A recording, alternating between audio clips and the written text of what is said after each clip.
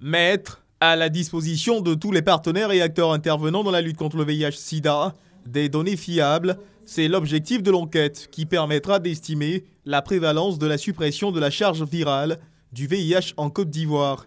Cette enquête permettra également, selon le ministère de la Santé et de l'Hygiène publique, de mesurer les comportements à risque afin de donner une réponse à cette pandémie. La Côte d'Ivoire est le seul pays de l'Afrique de l'Ouest à mener l'enquête CIFIA. Une enquête qui va nous permettre de relever des indicateurs très clairs pour la première fois en Côte d'Ivoire.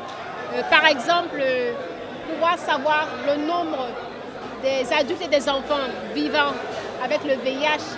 Au regard de l'objectif fixé par la Côte d'Ivoire, à savoir atteindre très rapidement les 90, 90, 90, 90, à savoir que 90% de tous ceux qui sont malades puissent être détectés et de l'ensemble des détectés que nous puissions au moins avoir 90% qui soient sous couverture ARV et que l'observance soit à un tel niveau au point que nous puissions avoir 90% de régression de charge virale, de telle sorte que nous puissions avoir affaire à une population qui ne puisse plus transmettre de nouvelles infections.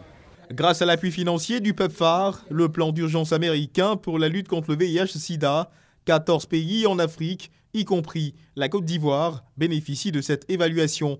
Une opération qui prendra fin en 2019. Elle vise essentiellement les ménages et les enfants.